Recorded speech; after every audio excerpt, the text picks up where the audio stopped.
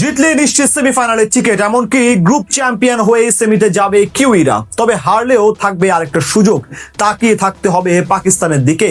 এমন সমীকরণের ম্যাচে ইংলিশদের বিপক্ষে মাঠে নামে নিউজিল্যান্ড। অন্যদিকে সেমির টিকিট আগে নিশ্চিত করা ইংল্যান্ডের জন্য ম্যাচটা ছিল গ্রুপে নিজেদের অবস্থান ঠিক করার মাঠের খেলা। এটাই দুই দলই লড়েছে হাড্ডাহাড্ডি সুপার 8-এর গুরুত্বপূর্ণ ম্যাচে। তবে শেষ পর্যন্ত জয়ের হাসি হাসলো কারা, সেটাই জানবো প্রতিবেদনের বাকি অংশে। টস জিতে এদিন আগে ব্যাট করার সিদ্ধান্ত নেন কিউই অধিনায়ক মিচেল স্যান্টনার। তবে বল হাতে শুরুটা বেশ ভালোই করেছিল ইংলিশরা। প্রথম ওভারেই মেডেন দেন পেসার জোফরা আর্চার।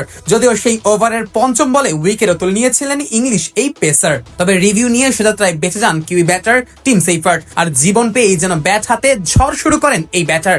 আর্চারের এক ওভারে হাঁকান 2টি 4 ও 1টি ছক্কা। অপর প্রান্তে থাকা ফিন অ্যালেনও ছিলেন একটু বেশি আগ্রাসী। পাওয়ার প্লেতেই হাঁকান 3টি ছক্কা। আর তাতে করে পাওয়ার প্লেতে কোনো উইকেট না হারিয়ে 54 রান তুলে ফেলে কিউইরা। পরের ওভারে আদিল রশিদের বলে একটি ছক্কা হাঁকান সেইফার্ট। যদিও পরের বলেই অবশ্য রাশিদের ঘূর্ণির কাছে পরাস্ত হতে হয় এই ব্যাটারকে। স্ট্যাম্পিং এর শিকার হয়ে ফিরতে হয় প্যাভিলিয়নে। আউট হবার আগে তার ব্যাটে আসে 25 বলে 35 রান। পরের ওভারে ফিন অ্যালেনকে প্যাভিলিয়নে পাঠান উইল জ্যাক্স। ডিপ মিড উইকেটে ফিন অ্যালেনের ক্যাচ লুফে নেন জ্যাকব বেথেল।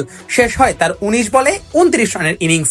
এরপর অবশ্য রানের চাকা সচল রাখার দায়িত্ব নেন গ্লেন ফিলিপস ও রাচিন রবীন্দ্রা। তবে ফিলিপস এক প্রান্ত থেকে বড় শট খেললেও রাচিন রবীন্দ্রা ছিলেন কিছুটা ধীর গতিতে। 13 বলে মাত্র 11 রান করে রেহানের বলে বিদায় নেন এই বাহাতি ব্যাটার। রবীন্দ্রার বিদায়ের পর চ্যাপম্যান কিছুটা বড় শট খেলার চেষ্টা করেন। তবে 2-4 হাঁকিয়ে তিনিও ফিরেছেন আদিল রশিদের শিকার হয়ে। স্ট্যাম্পিং হওয়ার আগে তার ব্যাটে রান আসে 9 বলে 15। ড্যারেল মিচেলও এদিন খুব একটা সুবিধা করতে পারেননি। 8 বলে মাত্র 3 রান করে ডাউসনের শিকার হয়ে ফিরতে হয় এই ব্যাটারকে। এক প্রান্ত থেকে উইকেট পড়তে থাকলেও অন্য প্রান্তে অবিচল ছিলেন গ্লেন ফিলিপস। তবে ইনিংসের 18তম ওভারে উইল জ্যাক্সের শিকার হয়ে ফিরতে হয় এই ব্যাটারকেও।